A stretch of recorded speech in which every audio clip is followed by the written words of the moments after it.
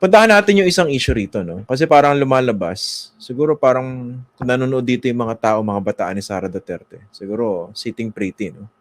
Tama, nag-aaway-aaway yung mga kakamping because of that singular act na nangyari na, no? Ano ang basa nyo rito? Unang-una, sa tingin nyo ba that was part of the objectives of Sara Duterte? Para mabiyak yung mga kakamping, yung mga dilawan, to begin with?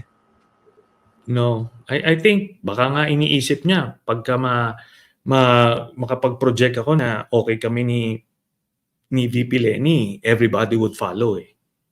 Into hindi. So nag-push back kami, di ba? And ganito 'yan. Pag lumabas yung impeachment, mawawala na 'to eh.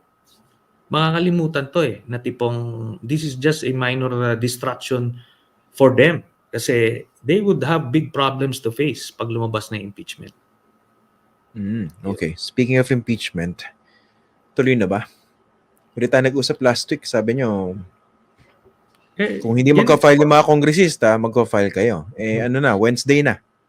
So, nagawa na po namin yung articles of impeachment, yung complaint. So, 22 articles yung complaint namin. So, we're coordinating with a few congressmen. So, titignan natin kung paano. Pero kasi I still believe na ang nararapat na mag-file dito is yung mga kongresista mismo. Kasi sila yung niyurakan directly nito ni Sara Duterte. Hanggang kailan yung personal deadline ninyo bago umaksyon dapat yung mga kongresista at kung hindi, magka-file na kayo ng sarili yung impeachment complaint? Well, ako naman, komportable naman ako doon sa mga pag-uusap na nangyayari. So, I know it's going to happen. Meron na bang taker?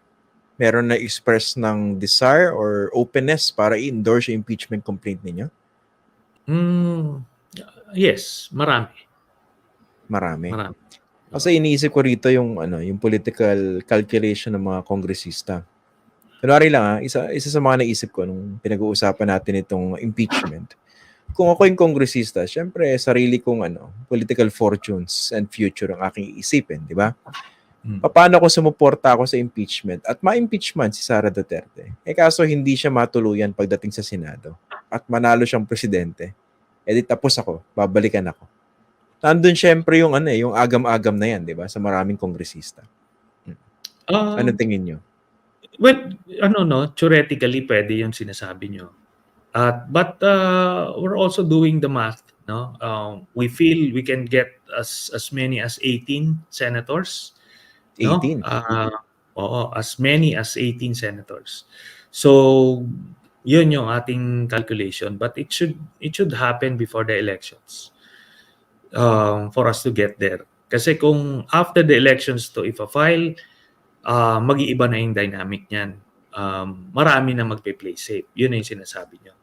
Kaya, ang maximum leverage is before the elections. Dito sa 22 articles of impeachment na inihanda ninyo, ano yung pinakamabigat na basehan? At ano yung impeachable offense na sa tingin nyo ay nakomit? Dito yan eh. Kasi naka-cluster siya sa betrayal of public trust, graft and corruption, bribery, tapos culpable violation of the Constitution. Culpable violations of the Constitution. So, marami, no? So Pwede bang Senator? Pwede bang pakiangat gaano ba kakapal yan? Yeah. So, pwede na pala eh. Pwede na. Yan. So, nabasa na ba na ibang congressman yan? Nabasa na ba? I'm sure may mga nakakita na rin kasi some of the articles na isinama namin dito ay yung mga resulta din ng kanilang investigation, yung sa House, yung budget hearings, no? So marami tayong nakuha mga datos doon at yun isasama natin dito. Ito naman 22. Para lahat ng pwede isama, sinama na namin. But eventually, it's really up to the House kung paano nila iti-taper ito to yung mga most most damaging articles ang iiwan nila. Kasi mas madali magtanggal kaysa magdagdag. So yun po ang ginawa natin dito. Sa inihanda na yung articles of impeachment, ano yung most damaging sa tingin ninyo? Ito ba yung confidential fund o iba pa?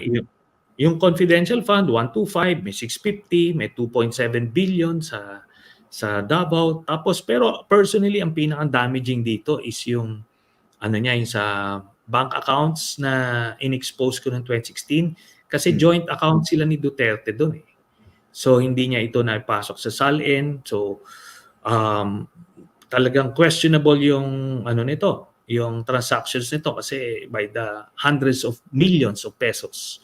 Tapos, meron siyang, nung mayor siya, may in-encash siya na manager's check na nakapangalan sa kanya na ang may-ari ng manager's check is a known associate ng drug lord na si Michael Yang. So, drug lord associate ito. Yun ang pinaka-damaging. Kasi pagdating ng impeachment, lalabas ito, yung bangko mismo ang maglalabas nung kopya ng cheque na yon na nakapangalan sa kanya, and that's direct bribery. No? Yun po. Kaso, baka ang argument dyan, nangyari yan bago siya naging vice president. So, how would you connect that? How would you connect that? Ganito po, no? Yung acts niya, yung crimes na ginawa niya when she was mayor, ito yung mag-establish ng pattern of behavior. That would solidify yung allegations dun sa acts nung siya ay vice president. Na tipong hindi ito isolated case na nung vice president siya. Hindi, ginagawa niya na ito nung mayor pa lang siya. Pattern basically. Pattern of behavior. Ngayon, ultimately, this impeachment proceedings, largely political. So makikita ng taong bayan, bakit ka nagkaroon ng ganyang kalaking pera, saan galing yan, at bakit ka nag-encash ng cheque galing sa isang drug lord associate. So yun ang mga damaging. Mabigat yun. Alam ni Sara yan. Alam nila Pulong yan kasi sila magkakapatid ang tumatanggap ng manager's check na yun. No? Alam nila yon. At pagka lumabas yung impeachment, they won't be able to stop it. Okay. Again, bilang panghuli, kailan ano yung personal deadline ninyo sa pagka-file nitong impeachment case? Kasi by next month, October 1 to 8, kayo mismo magka-file na ng COC ninyo sa pagka-mayor sa Caloocan. Kayo mismo magiging abala at libo-libo pang mga kandidato. So, syempre, yung focus pwede mawala dito. As we speak, pinag-uusapan na yung kung kailan. So, magandang antabayanan na lang natin yun. Basta't mangyayari yan. Ayan. Sige. Former Senator Sonny Trillanes, maraming salamat po for joining us tonight dito po sa Facts First at sa pagsagot po ng mga tanong namin dito. Maraming salamat, sir. Maraming salamat, Christian.